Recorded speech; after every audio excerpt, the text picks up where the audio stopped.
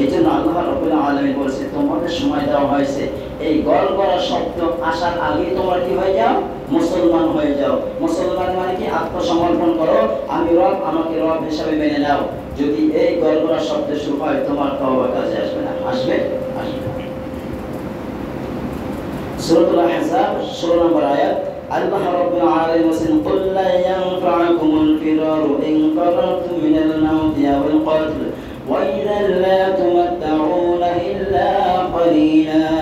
নবী হে বলে দিন, তোমরা যদি মৃত্যুর ভয়ে, হত্যার ভয়ে যদি পালিয়ে যাও, তোমাদের পালানো কোনো কাজে আসবে না। আর এক্ষেত্রে তোমাদের সামান্য উপভোগ করতে সময় দেওয়া হবে।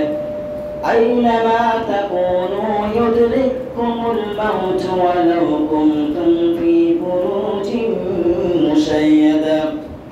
তোমরা যদি মৃত্যুর ভয়ে পালায়ন করো, তোমরা যদি জমিনের নিচে চলে যাও, পাহাড়ে কোনো চূড়ায় চলে যাও, অথবা মাটির গর্ত খনন করে কোথাও যদি চলে যাও, তারপরে তোমাদেরকে আল্লাহ রাব্বুল আলামিনের মালাকুল ফেরেশতা তোমাদেরকে খুঁজে বের করে নেবে না।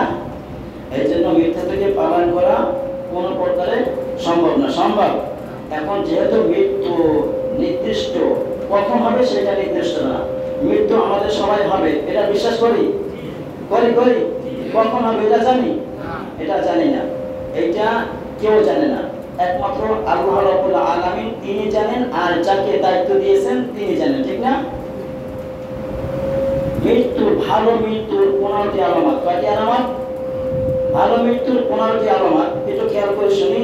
আল্লাহ রাব্বুল আলামিন, আজকে খুতবার সময় দোয়া করি, আল্লাহ এই যে 15টা আলোচনা শুনবো, এই 15টার ভিতরে তোমার যেটা পছন্দ হয় সেই মৃত্যুটা আমাদের দান করো। ধরুন আমিন। আল্লাহ তুমি আমাদেরকে দান করো। সব থেকে আমরা আশা করি, আমরা আমাদের মনে আশা রাখি, আমরা ইচ্ছা করি, আল্লাহ যে মৃত্যুটা 15টার ভিতরে সর্বোত্তম শহীদ হইল সেটা আল্লাহর রাস্তায় নিহত হওয়া, আল্লাহ তুমি আমাদেরকে সেই শহীদ হিসেবে কবুল করো। ধরুন আমিন। 1 নম্বর, আবু দাউদের বর্ণনা 3116 নম্বর হাদিস। আবু দাউদের বর্ণনা 3116 নম্বর হাদিস। عن معاذ بن جبل رضي الله تعالى عنه قال قال رسول صلى الله عليه وسلم من كان آخر كلامه لا إله إلا الله دخل الجنة। سبحان الله। মুআয ইবনে জাবাল রাদিয়াল্লাহু তাআলা আনহু বলেন, নবীজি সাল্লাল্লাহু আলাইহি ওয়াসাল্লাম বলেছেন, যে ব্যক্তির শেষ অর্থাৎ আখির শব্দ হবে, শেষ শব্দ হবে, শেষ বাক্য হবে লা ইলাহা ইল্লাল্লাহ, তার কি হবে? দাখালাল জান্নাহ। আল্লাহ রাব্বুল আলামিন তাকে জান্নাতে দাখিল করাবেন। শর্ত একটা আছে, কি? মুসলমান হতে হবে। কি হতে হবে? মুসলমান। মুসলমান কাকে বলে এটা একসময় আলোচনা করব ইনশাআল্লাহ। 1 নম্বর কি? যে ব্যক্তি মৃত্যুর সময় কালেমা পড়তে পারবে, নিজে নিজে পড়তে পারবে, আল্লাহ রাব্বুল আলামিন তাকে জান্নাতে দাখিল করাবেন। 2 নম্বর, মৃত্যুর সময় কপাল ঘামানো। খেয়াল করবেন, যে ব্যক্তি মৃত্যুবরণ করে তার যে কপাল, এই লালা বলা হয়, এইটা যদি ঘামানো হয় তাহলে মনে করো তার ভালো মৃত্যু।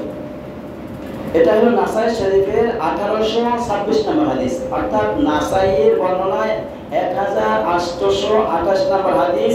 قال رسول الله صلى الله عليه وسلم موت المؤمن بعرق الجبين।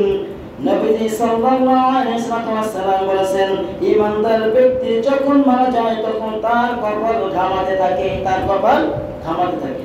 আর যদি না ঘামায়, মনে করেন এটা জাহান্নামী। এটা একটা লক্ষণ দিয়েছেন, যে ব্যক্তি ভালো মৃত্যু হয় 2 নম্বরে তার কপাল ঘামাবে। 3 নম্বর, জুমার দিন, অর্থাৎ এই দিন অথবা জুমার রাত, যে রাতটা কথা হয়ে গেছে না, বৃহস্পতিবার রাত, কি যেটা বৃহস্পতিবার হয়ে মাগরিবের সময় হয়, তাহলে শুক্রবার রাত হয়ে যায়। আর এখন বর্তমান শুক্রবার দিন চলতেছে। এখানে বলেন, আন আব্দুল্লাহ ইবনে আমর রাদিয়াল্লাহু তাআলা বলেন, মা মিন মুসলিমিন ইয়ামুতু ইয়াওমাল জুমআহ আও লাইলাতাল জুমআতি ইল্লা ওয়া ক্বালাহু আল্লাহু ফিতনাতুল কবর নবীজি সাল্লাল্লাহু আলাইহি ওয়াসাল্লাম বলেছেন, যে ব্যক্তির জুমার রাতে অথবা জুমার দিন মৃত্যুবরণ হয়, আল্লাহ রাব্বুল আলামিন তাকে শহীদ হিসেবে বা অর্থাৎ ভালো মৃত্যু বলে গণ্য করা হবে, ঠিক না? যেই দিন জুমার দিন